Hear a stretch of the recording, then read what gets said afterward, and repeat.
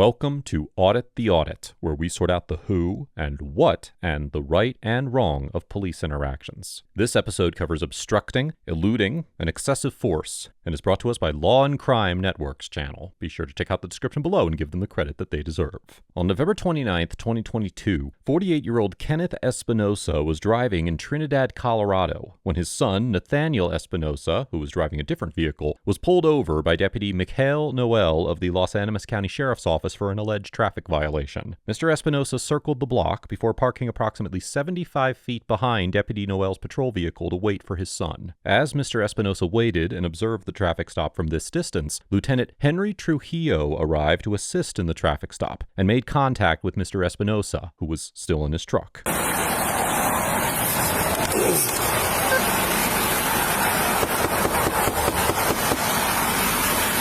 Do you need to be behind this traffic stop? Yeah, I do. Why? It's my son right there. He was following me to pull. Okay, he's on a traffic stop, though. You don't need to be behind it. Well, you gotta be mean. Oh, I'm not being mean. We just don't like when people pull in behind us. I don't like when they pull my son over. That's what we get paid to do, to pull people over. Well, you don't get paid to be. And you don't either, okay? I don't got to put up with your okay? I asked you a simple question, okay? Hold on, man. In fact, you need to leave now or you're going to get charged. It's that easy. I'm recording too. I asked you a simple question. If you have attitude, that's your problem. Okay? You came on my door. Yeah, you saw me and you rolled your window up when I came. Hold on a second, okay? No. You rolled your window up when I walked up, okay? So I knocked on your window, okay? You are not a cop. You don't need to be behind me, okay? So you need to leave right now. I don't need to do anything. You got 5 seconds to leave, okay? There's no reason for you to be behind this traffic stop. No reason, okay? No reason, okay? Is this not a public street? No reason. Do I not pay taxes? Do you always stop behind cops when they pull people over? I ain't stopped right behind him. Okay, you don't need to be here. You don't need to be here, okay? You need to go.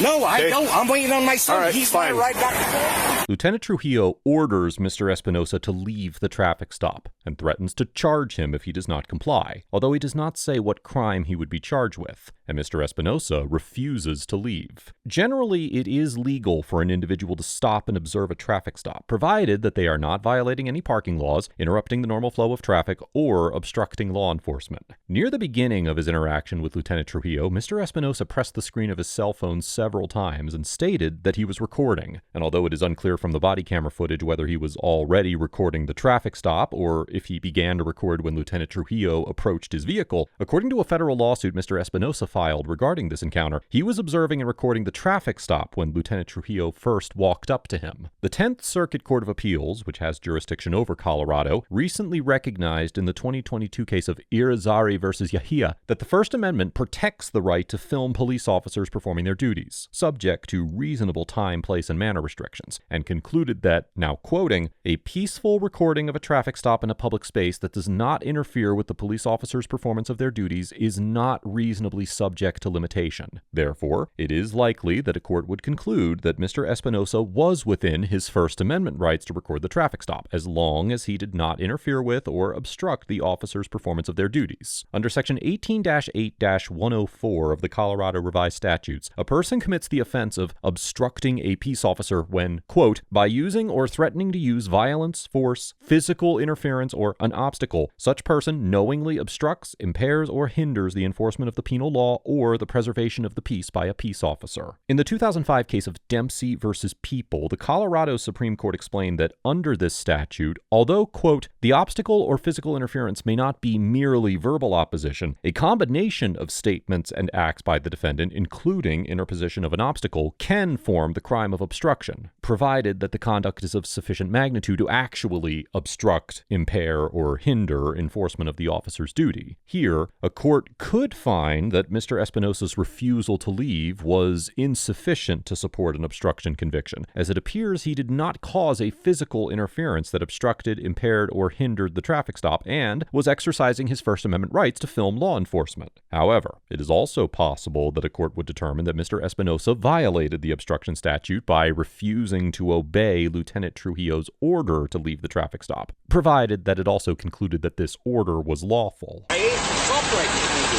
Okay, you don't need to be here. I ain't You don't stopped need right to be behind here, him, okay? sir. You need to go. No, I don't. I'm waiting on my son. All right, He's fine. my ride back to Wilson. Leave. Leave. That's before. Stay! Hey! Stop! Get out the car! Get out the car! What are you gonna do? You gonna SD4, give me the radio. Get out the car! Get out the car! Get out the car! Stop it now! Get out the car! Get out the car! Get out the car! Get out the car! Stop it now! Now! Get out of the car! Now! What the hell do you think you're doing? I ain't doing anything. Okay. Now you're on a traffic stop and you're trying to drive away? Get out the car! Call state police! Get out the Control has nothing to do with anything. Okay, they don't have jurisdiction over us. Get out of the car now. No. I got my truck. Don't give a put it in the park. I just did, pal. Sit down is off. Don't pull away from me. I'm not. You're going to get lit up. I'm not. Okay, you're going to get You're lit up. breaking my arm, man. Hold on, I'm gonna get out. Get out the car! I'm complying. Get out the car! Can you hold on? Can you guys Get out. hold on? Now. I'm getting out. I'm not. You're under arrest. I'm not. Get out. Turn around and face the truck.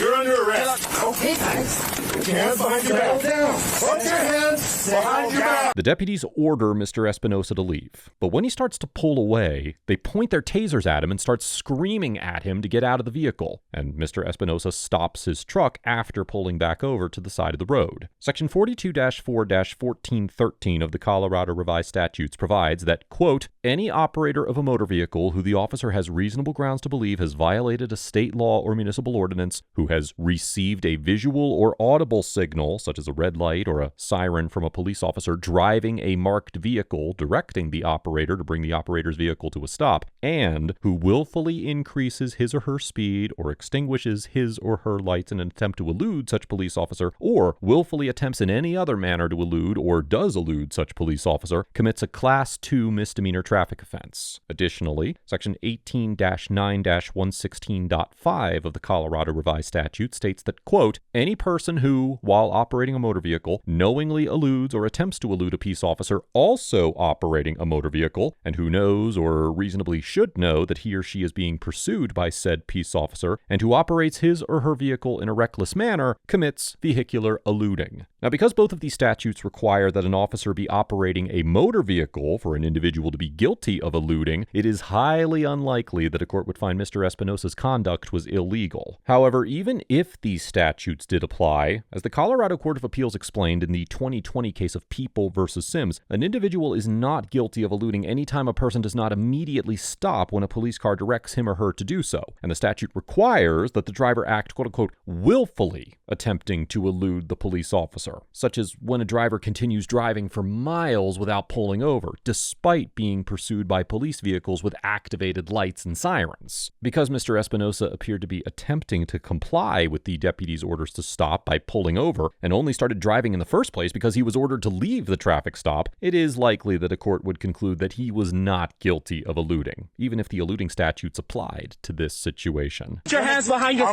back. I'm going. Put your hands. I'm going peacefully, pal.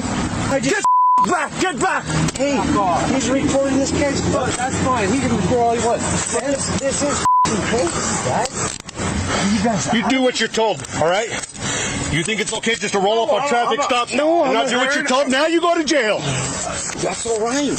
I'm a Turn around and face the truck. I'm already cuffed, man. You guys not listening. If you listen, you ain't get that handle. Now let's Don't go. move. Let's go. That's great. You need to settle down. Get in the car. Get in the car. Get in when you. I'm gonna tase you. Get in the car. Get Damn. You have your wallet on you? Don't do that, man. I'm going to get you. I'm going to pass search you. Now get out. I got my wallet. Get out now. Get out now. This is how it's going to work. Okay? You're going to do what you're told to do, and that's it. Stand up. Stand up. Come on, guys. This is excessive. Come on, man. Well, quit acting like an idiot. I ain't acting like nothing. I got a taser piece in my lip.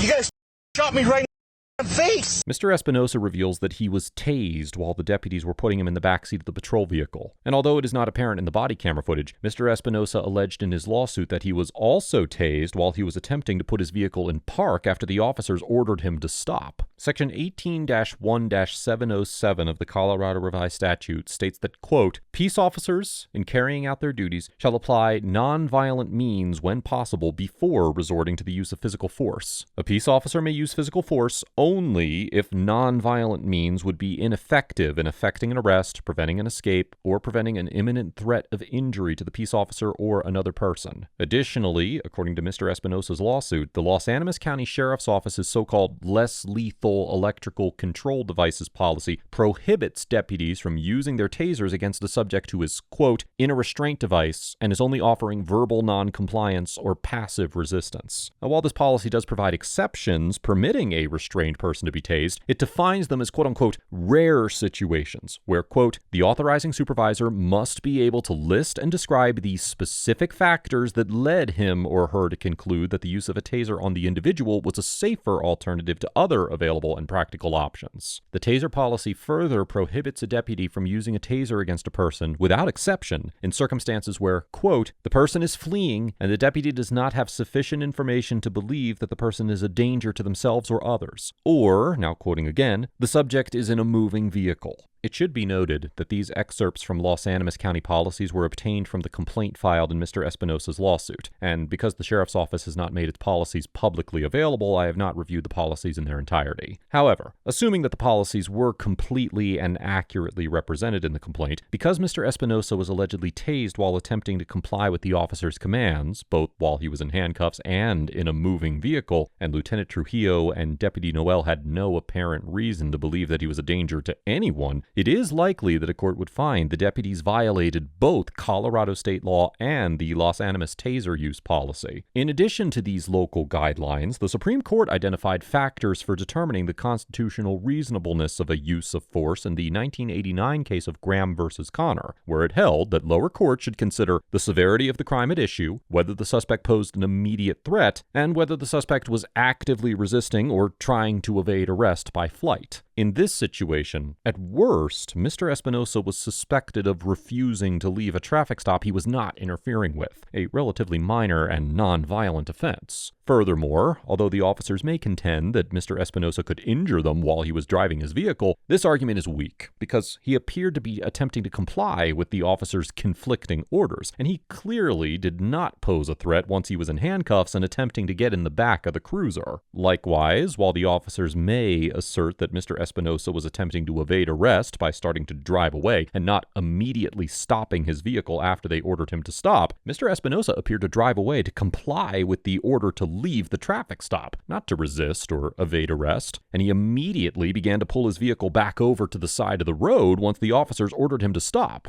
Based on these factors, it is likely a court would find that the use of a taser in this situation was unreasonable, particularly once Mr. Espinosa was already handcuffed. I got up to the car trying to open the door. I said, get out the car, stop the car, stop the car. He guns it while I'm holding on to the car. So I had him at gunpoint. Then he puts the car in reverse, backs up almost hits in the car while I'm still holding on to the car. And we tried getting him out of the car, and he had the car in drive, and he accelerated, but it didn't go nowhere.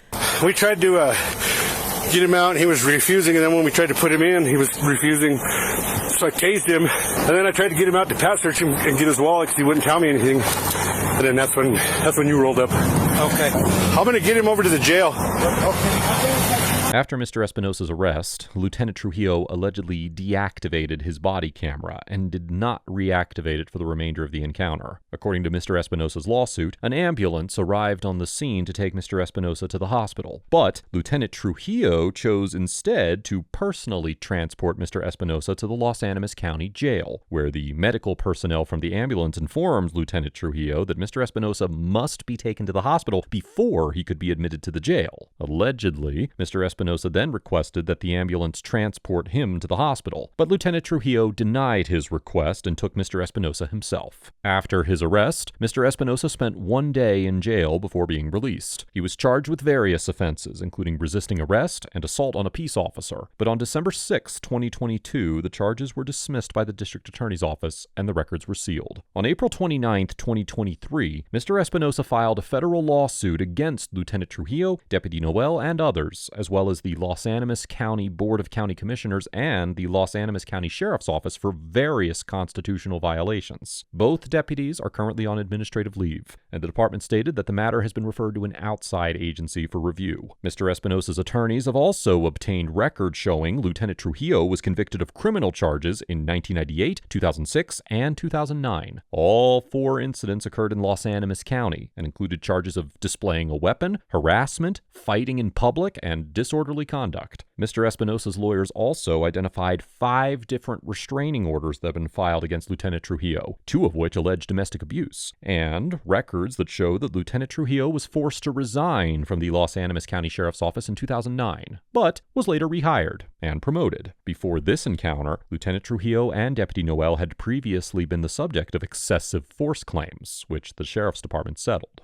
Overall, Lieutenant Trujillo and Deputy Noel get an F for demonstrating a hostile, militant, and violent demeanor throughout the encounter, issuing conflicting commands and then reacting aggressively when Mr. Espinosa attempted to comply, and using unnecessary and excessive force by tasing an unarmed and handcuffed citizen. From the moment both officers initiated contact with Mr. Espinosa and his son, their speech and conduct were angry and belligerent, and the force they used against Mr. Espinosa seemed to be a form of retaliation against him for his initial refusal to leave the traffic stop. As we have discussed many times here on ATA, the authority to use force when necessary is a serious responsibility that has been entrusted to law enforcement officials, only to be employed in the most serious situations. Here, Lieutenant Trujillo and Deputy Noel flagrantly abused this grant of power and used the tasers that had been given to them as a means of protection to inflict pain on an individual they felt had personally wronged them. In this interaction alone, both officers demonstrated that they do not have the temperament necessary to be effective police officers, and that their presence on a police force constitutes a danger to citizens in the community. And I urge the Los Animas County Sheriff's Office to take appropriate disciplinary action. Mr. Espinosa gets an A for ultimately attempting to comply with the deputy's orders, voicing his dissatisfaction with the officer's outrageous conduct, and taking swift and appropriate legal action after the interaction. Although it is possible a court could conclude that his initial refusal to leave the traffic stop violated the law, he has a strong argument that he was within his First Amendment rights to remain and record the interaction. And under no circumstances did Mr. Espinosa's actions in any way justify the deputy's decision to tase him repeatedly while he was attempting to stop his vehicle, or when he was in handcuffs and trying to get in the backseat of the patrol vehicle. I commend Mr. Espinosa for having the courage to take legal action to defend his constitutional rights, and I wish him the best as he pursues his lawsuit against the officers and the department. Let us know if there is an interaction or legal topic that you would like us to discuss in the comments below. Thank you for watching, and don't forget to check out my second channel for even more police interaction content.